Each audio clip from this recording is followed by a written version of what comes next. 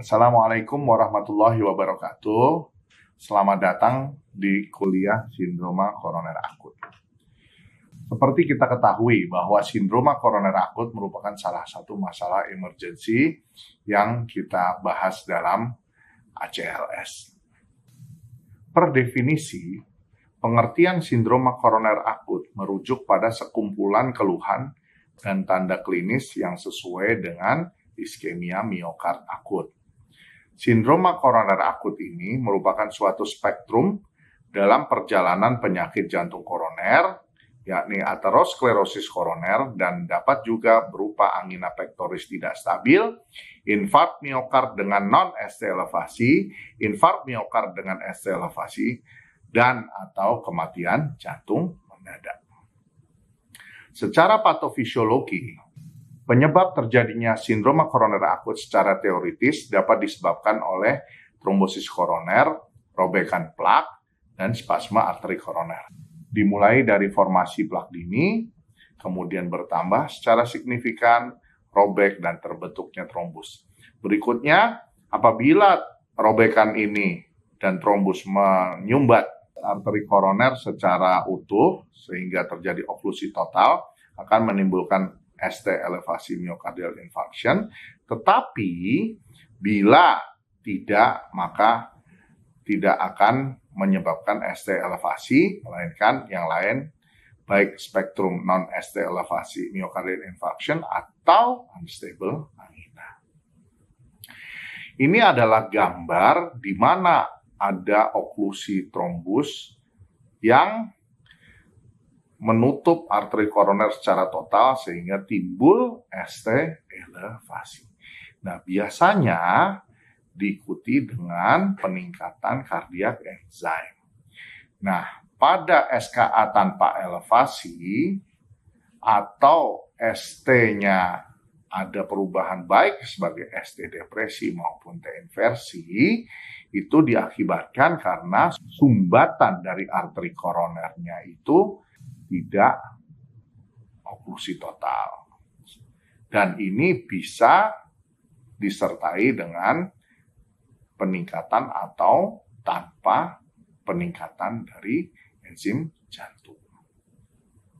Nah, SKA tanpa elevasi itu trombusnya disebut trombus putih.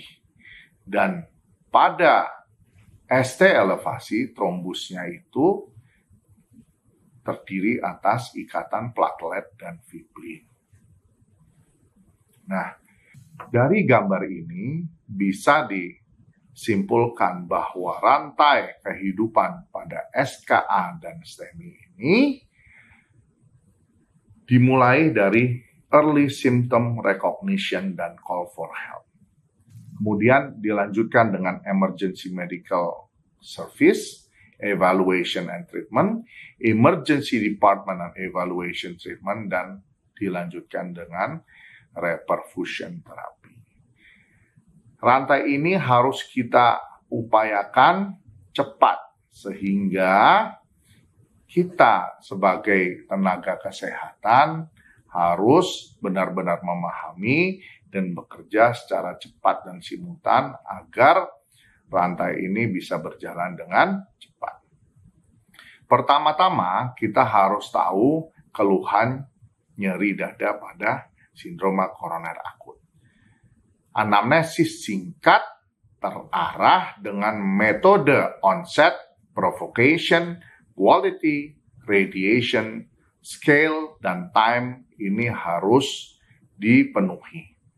Kemudian setelah anamnesis harus diketahui faktor risiko tentang PJK. Apa faktor risikonya? Merokok, hipertensi, diabetes mellitus, dislipidemia, riwayat keluarga dengan penyakit jantung koroner yang prematur.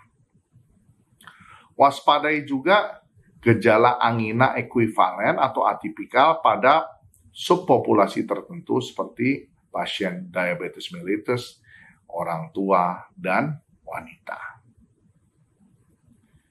Diagnosisnya adalah keluhan nyeri dada atau angina yang khas tadi dengan metode OPQ-RST dengan menitik beratkan pada gejala angina atau nyeri dada khas yang bisa diperinci seperti nyeri dada yang seperti diinjak atau tertimpa benda berat yang disertai penjalaran. Penjalaran kemana?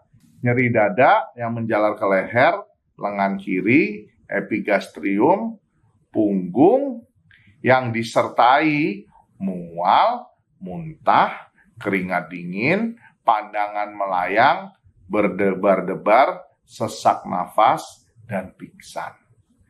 Dan pada anamnesis ini perlu juga di diferensial diagnosis nyeri dada yang bisa berakibat kematian yang sering terdapat di UGD.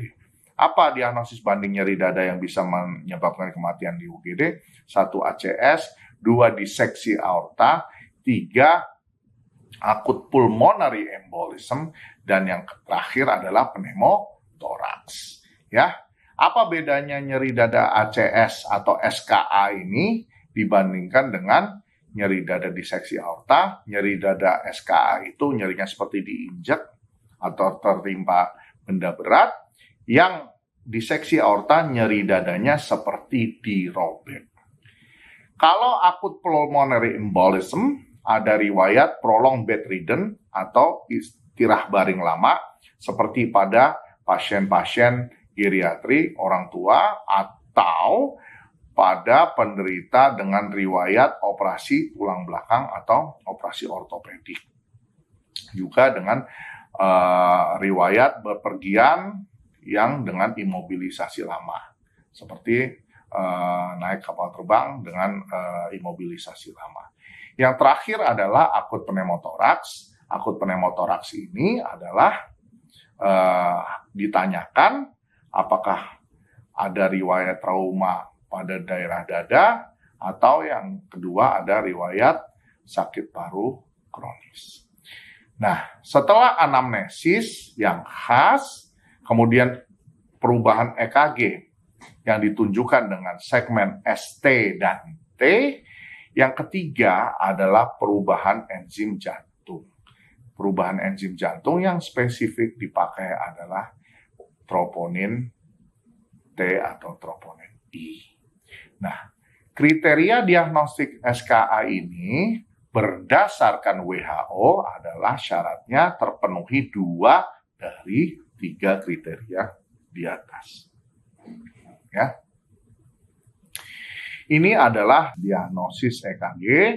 Bisa dilihat di sini adalah gambaran sinus ritem dengan ST elevasi di 1 AVL V1 sampai V6 dengan ST depresi di 3 dan AVF. Dari gambaran ini sugestif sinus takikardi dengan kemungkinan STEMI di anterior ekstensif dengan iskemia di inferior.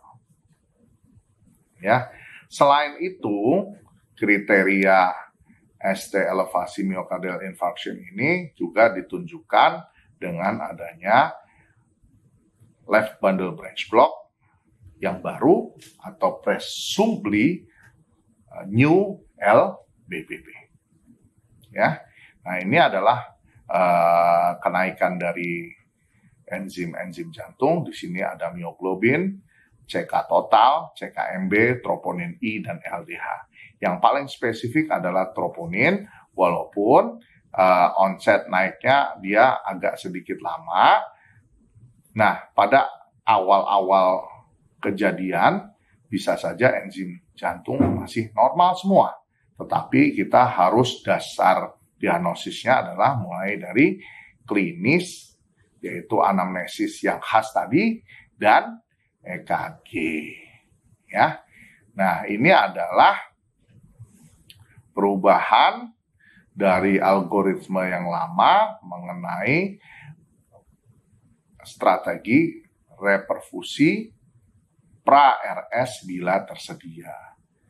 Bila Anda bisa melakukan diagnosis STEMI pada ambulans, maka Anda bisa melakukan fibrinolisis di ambulans bila tersedia.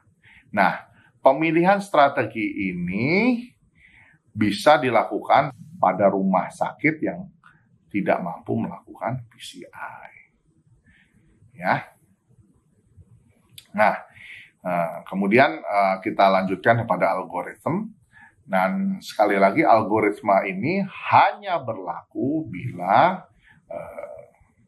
iramanya adalah sinus rhythm dan sinus takikardia. Ya, pertama, jadi pasien datang ke UGD dengan keluhan nyeri dada, ya, itu pertama dilakukan pemberian oksigen, pasien dibaringkan, kemudian diberikan oksigen 2 liter per menit, nasal kanul, pasang IV line, dan monitor. Monitornya apa? Monitornya adalah tensi dan nadi. Dan setelah tensi dan nadi, baru dilakukan monitor EKG sandapan lead 2 panjang. Ya.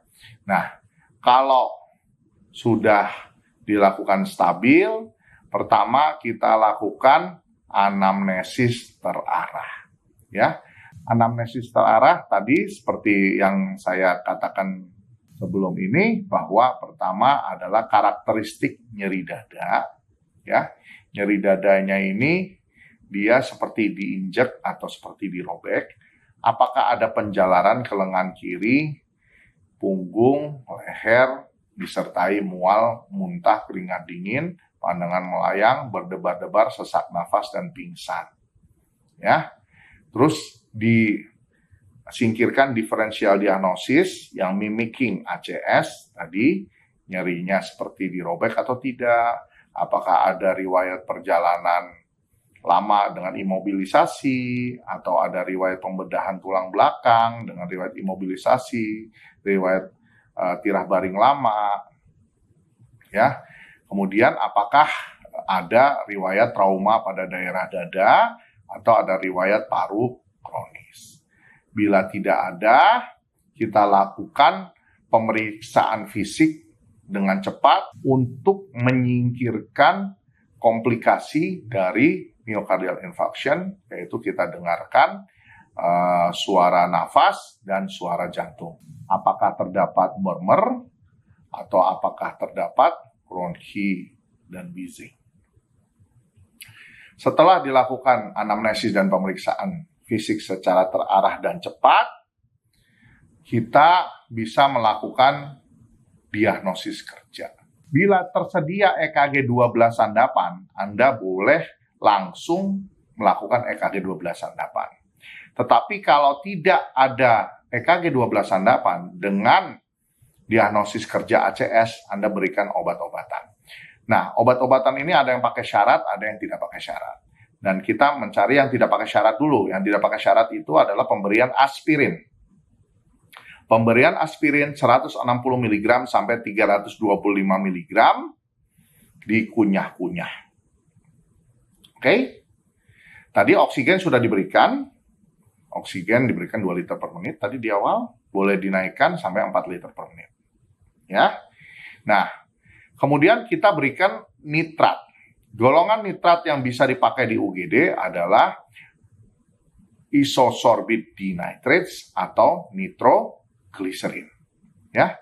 Isosorbit dinitrates ini dosisnya adalah 5 mg sublingual, sedangkan nitroglycerin dosisnya 400 sampai 500 mikrogram sublingual. Ya. Sebelum memberikan derivat nitrat ini, baik ISDN maupun nitroglycerin, itu ditanyakan syaratnya. Ya. Syaratnya apa? Pemberian nitrat itu, satu, tidak boleh hipotensi. Apa definisi hipotensi? Adalah tensi sistolik tidak boleh di bawah 90 mm air raksa. Yang kedua, tidak ada severe takikardi atau severe bradikardi. Apa definisi severe takikardia? Heart rate lebih dari 150. kali per menit, sedangkan severe bradycardia heart rate di bawah 50 kali per menit. Yang ketiga, syarat pemberian nitrat adalah tidak adanya atau bebas pemberian sildenafil dalam 24 jam atau tadalafil bebas lebih dari 48 jam. Bila tidak ada kontraindikasi atau syarat di atas, maka nitrogliserin atau ISDN boleh diulang. Maka nitrogliserin atau ISDN bisa diberikan. Oke. Nah, derivat nitrat ini bisa diulang 3 kali. Ya. Bila nitrat ini sudah 3 kali dan pasien masih nyeri dada, bisa diberikan morfin sulfat. Ya, morfin sulfat ini syaratnya ada 2. Yang pertama, tidak adanya hipotensi. Yang kedua, awas adanya depresi nafas. Jadi, morfin tidak boleh diberikan pada pasien dengan depresi nafas. Sebelum memberikan morfin sulfat, harus disiapkan resusitasi kit dan naloxone. Nah, bagaimana memberikan morfin sulfat? Yaitu kita ambil 1 ampul morfin. Itu 1 ampul morfin itu 1 cc 10 mg. Diencerkan dengan dextrose 5% sampai 10 cc. Kemudian diberikan di bolus lambat. Oke. Nah, morfin ini bisa diberikan 2 kali. Apabila morfin ini tidak berhasil menghilangkan nyeri dada, boleh diberikan nitrogliserin atau ISDN drip. Ya. Nitrogliserin drip startnya 10 mikrogram per menit. Sedangkan ISDN drip startnya adalah 1 miligram per jam. Nah, nitrat ini bisa diaptitrasi sesuai dengan klinis dan dipertahankan sampai gejalanya berkurang atau hilang. Nah, nitrat ini diaptitrasi sampai 1 gejalanya berkurang atau hilang, 2 ada efek sampingnya, yaitu efek sampingnya hipotensi, dan 3 sampai pada dosis maksimum. Dosis maksimum nitrogliserin adalah 200 mikrogram per menit, sedangkan ISDN dosis maksimalnya 10 miligram per jam. Nah, bagaimana memberikan nitrogliserin atau ISDN? Sama, ISDN dan nitrogliserin ini sediaannya adalah 10 mg 1 ampul atau ada yang 50 mg 1 ampul. Kita pakai yang 10 mg 1 ampul, diencerkan dengan dextrose 5% sampai 50 cc, kemudian dititrasi sesuai kebutuhan. Nah, setelah pemberian obat-obat anti-iskemik ini, jangan lupa adalah lengkapi checklist fibrinolisis, periksa enzim jantung, elektrolit, dan faktor koagulasi bila ada. Chest X-ray juga sebaiknya diperiksa, ya.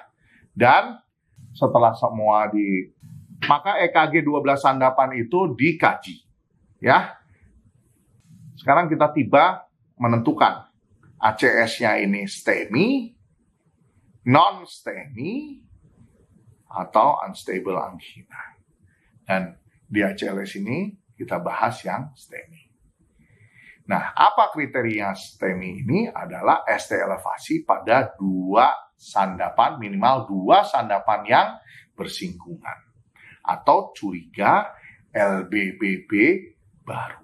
Kalau kita label STEMI, maka dimulai tata laksana tambahan sesuai indikasi dan jangan tunda reperfusi. Apa syarat reperfusi? Bila STEMI onsetnya kurang atau sama dengan 12 jam. Ya. Nah, reperfusi yang kita ajarkan pada ACLS ini adalah reperfusi dengan medikamentosa, yaitu pemberian fibrinolisis. Ya. Nah, sebelum kita mulai dengan fibrinolisis, kita harus tahu kontraindikasi fibrinolisis, ya. Bisa dicatat, 1, stroke hemoragik kapanpun. 2, stroke non-hemoragik lebih dari 3 jam dan kurang dari 3 bulan. 3, AVM. 4, tumor intrakranial. 5, recent head and facial trauma or surgery within 3 months. Jadi adanya trauma dan pembedahan muka dan wajah dan kepala dalam waktu 3 bulan. Ya. Yang keenam adalah diseksi aorta. 7, active internal bleeding kecuali menstruasi. Ya. Nah, bila tidak ada kontraindikasi fibrinolitik, kita lakukan fibrinolisis. Nah, di sini bisa dilihat bahwa door to needle, jadi door itu waktu dia masuk, sampai dia diberikan fibrinolisis kurang dari 30 menit. Ya, oke. Nah, ini adalah pengenalan dan interpretasi EKG pra rumah sakit. Jadi pemeriksaan EKG 12 sandapan harus segera dilakukan seawal mungkin. Ya, jadi Anda kalau ada cepat dikerjakan dan jangan sampai menunda terapi. Ya. Ini adalah hubungan antara EKG 12 lead dengan anatomi arteri koroner. Ya. Jadi kalau 23 AVF itu dia menggambarkan dinding inferior. Sedangkan septal anterior itu digambarkan dari V1 sampai V4. Sedangkan yang lateral itu adalah 1 AVL dan V5 V6. Ya. Jadi minimal adalah 2 lead yang contagious, yang bersinggungan. Ya. Oke. Pemilihan strategi terapi reperfusi adalah bila fibrinolisis dipilih jika presentasinya awal, ya. Terapi invasif bukan pilihan, alias tidak ada akses ke fasilitas PCI. Nah, ini syaratnya adalah kontak medik balon atau door to balon time-nya dia lebih dari 90 menit atau door to balon time-nya dikurangi door to needle time masih lebih dari 1 jam. Dan tidak terdapat kontraindikasi fibrinolisis. Terapi invasif PCI dipilih bila presentasinya lebih dari 3 jam. Dan tersedia ahli PCI dengan door to balon time-nya kurang dari 90 menit atau door to balon minus door to needle time-nya kurang dari 1 jam. Dan terdapat kontraindikasi fibrinolisis termasuk risiko perdarahan dan perdarahan intrakranial. STEMI risiko tinggi atau diagnosis infark STEMI-nya diragukan. Nah, bila terapi invasif tidak tersedia, tetap kembali kepada terapi fibrinolisis bila onsetnya kurang dari 12 jam. Ya, oke. Nah, ini adalah ilustrasi PCI primer, yaitu kateter di advance ke ostium koroner, kemudian masukkan wire dan balonnya. Setelah itu sumbatannya didilatasi dan dipasang stent. Oke, ini adalah contoh ya oklusi ya. Kemudian setelah dipasang stent dia mulus lagi ya. Nah, ini adalah terapi fibrolisis. Kita bisa memakai yang non-spesifik yaitu streptokinase, yang ini ditanggung BPJS, dan kemudian RTPA, rekombinan tissue plasminogen activator. Nah, streptokinase ini 1,5 juta unit diencerkan dalam dextrose 5% atau NaCl 0,9%, 50 sampai 100 cc. Diberikan dalam 30 sampai 60 menit. Sedangkan kalau TPA adalah bolus 15 mg intravena, kemudian lanjut 0,75 mg per kilo dalam 30 menit, kemudian setengah miligram per kilo dalam 60 menit. Dengan dosis total tidak melebihi 100 mg. Ya, ini yang tadi saya jelaskan. Nah, ini kontraindikasi relatif. Kontraindikasi relatif tidak terlalu penting, tetapi kontraindikasi absolut ini wajib dipenuhi. Ya.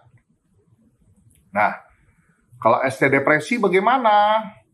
ST depresi sangat mungkin terjadi iskemia bila klinisnya nyeri dada khas ACS. Ya, nah perlu dipertimbangkan apa hasil dari troponin, ya, hasil dari cardiac enzyme ini. Ya, kalau nyeri dadanya refraktor, deviasi ST segmen yang rekuren atau persisten, takikardia ventrikel, hemodinamik tidak stabil, terdapat tanda gagal jantung, maka mulai tata laksana tambahan nitrogliserin heparin sesuai dengan indikasi. Ini adalah stratifikasi pada sindroma koroner akut tanpa ST elevasi. Ya, kriteria risiko yang sangat tinggi, hemodinamik tidak stabil atau shock kardiogenik, nyeri dada yang sedang terjadi atau berulang dengan refraktor terhadap obat-obatan, aritmia yang life threatening, komplikasi mekanik myocardial infarction, gagal jantung, dan perubahan dinamik STT yang berulang, terutama terjadi intermittent ST elevasi. Kalau kriteria risiko tinggi gimana? Peningkatan atau penurunan troponin jantung yang sesuai dengan infark, perubahan dinamik STT changes, skor Global Registry of Acute Coronary Events lebih dari 140. Risiko sedang, diabetes mellitus, insufisiensi ginjal, ejection fraction ventricle kiri kurang dari 40%, angina dini pasca infark, riwayat PCI sebelumnya, riwayat CABG sebelumnya. Skor Grace-nya antara 109 sampai 140. Oke.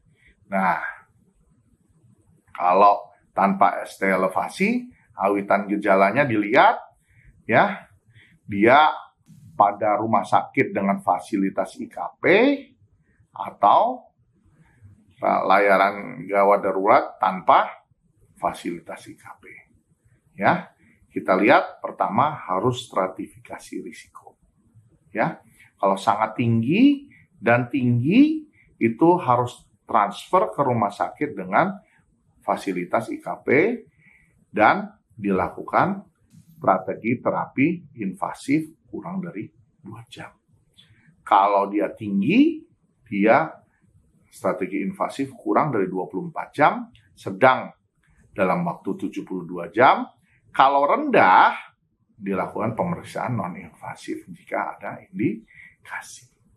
Ya, jadi kalau tidak ada STT changes dan risiko ACS-nya rendah, perawatan dilanjutkan di chest pain unit dan dilanjutkan dengan sarana diagnostik non-invasif. Saya kira terima kasih kuliah SKA ini.